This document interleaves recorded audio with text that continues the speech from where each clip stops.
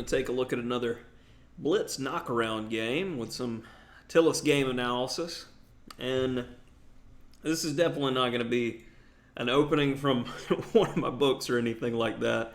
This is 100% non-preparation on White's part. I'm just playing chess to get a creative game against a 2,500 player on chess.com in live chess.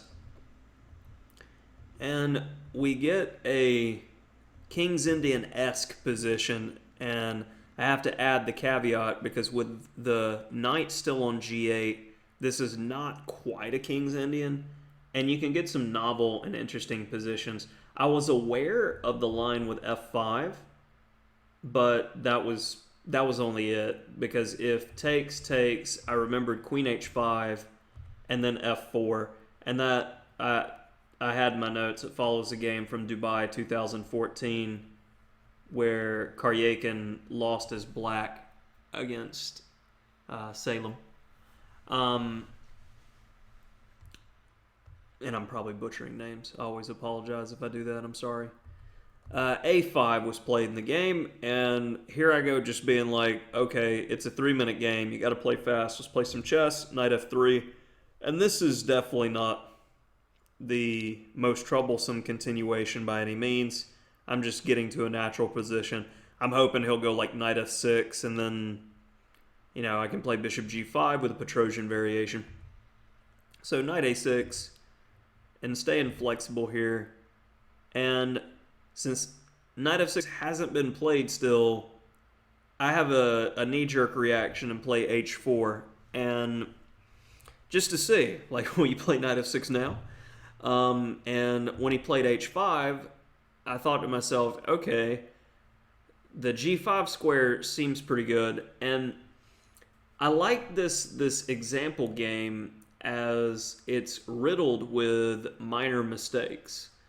And it's because even though both players are relatively strong at roughly 2,500 in 3-minute chess in this rating system, when it's a position that shares some similar themes to another position, but neither of us knows the theory here, we're inserting some awkward moves, it's a good lesson in how to pose practical problems for an opponent and just try to go toe-to-toe.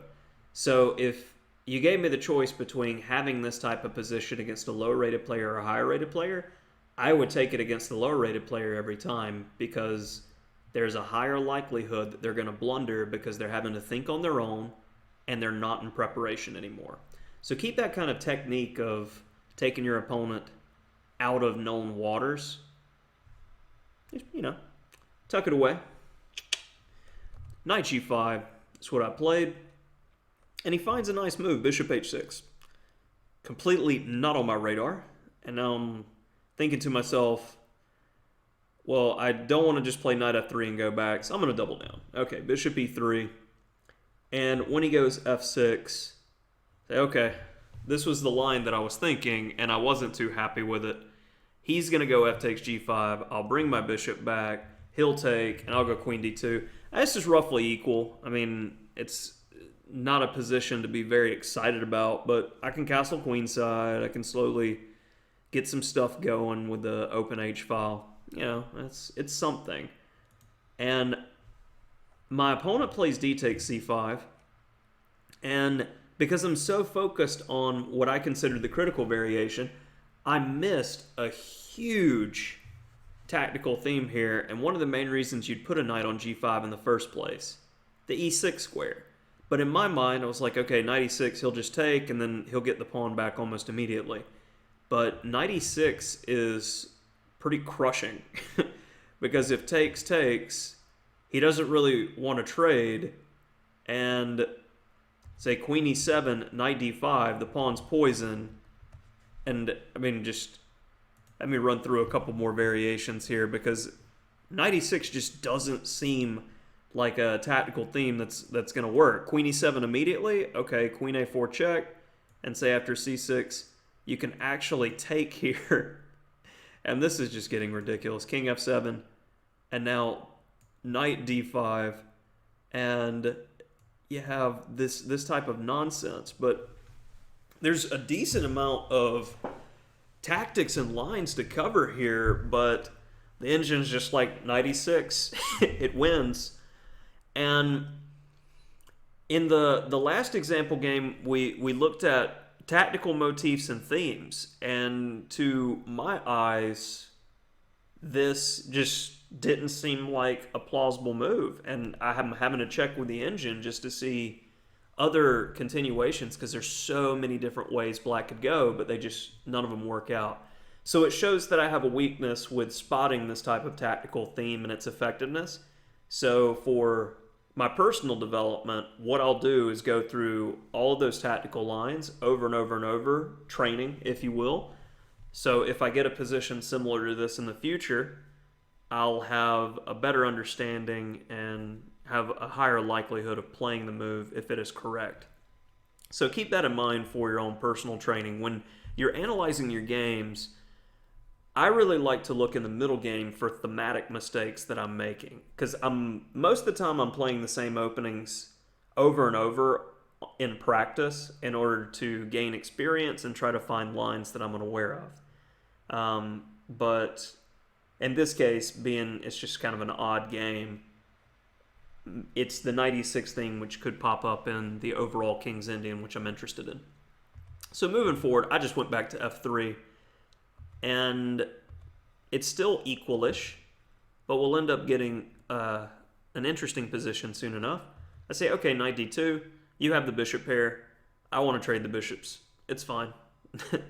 Knight versus bishop, angling for the same kind of thing in the French. I guess I like my knights or something. Knight c8. So I clip there, castle, and that knight is well placed on d6. Good maneuver by my opponent. Queen d3, watching the c and e pawn, so there's no tactics due to the pin from the strong bishop. So queen d7. I break the pin so I can move. And then after a4, I don't want him to play a3. I do so. And black misses an opportunity here just to get a good game. And I feel like objectively black's a bit better if he simply takes on d2 and then castles, where you can use the open h file. You may be giving up the a pawn, but I don't care. That'll be a good position for black. He plays b6, which is solid. Now, I missed a move here. I should play knight f1 and then continue with my idea I did in the game.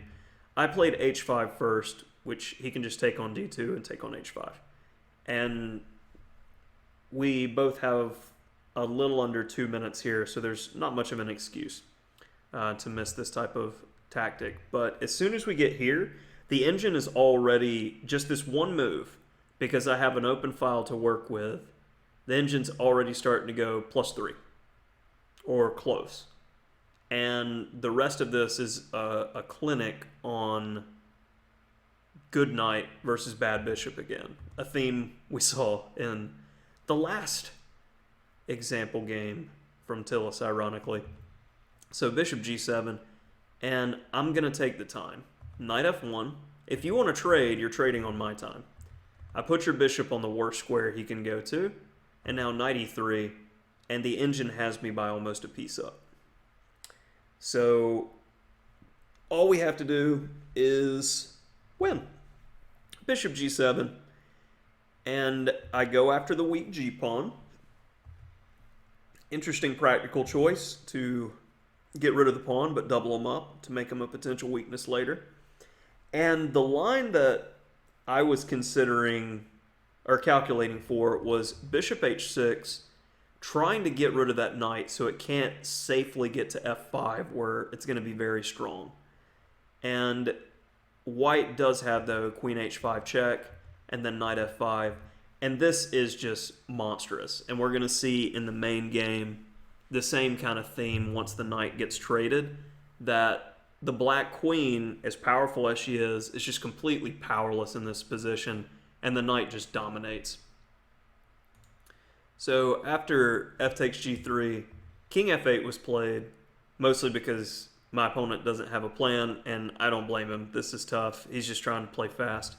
G4, use that extra pawn to get a real clamp. And it's neat because my queen doesn't have to move for the rest of the game. She covers every pawn weakness that I have. Every base pawn the queen covers.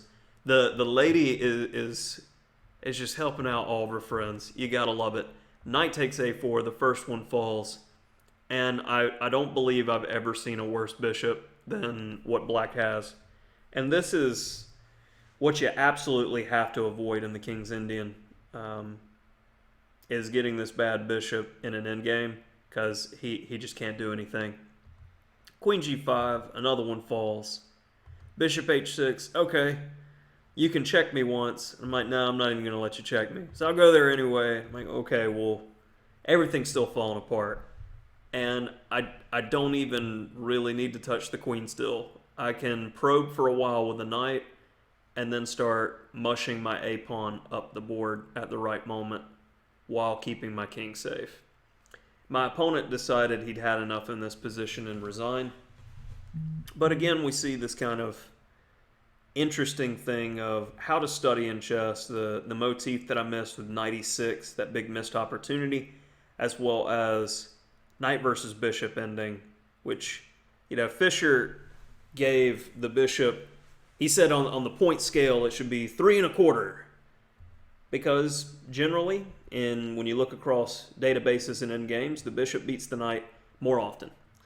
But at the same time, if you're angling for a certain type of position where the bishop's worse, like here, where all the pawns are on the same color of the bishop and he doesn't have freedom, the knight can really take it home.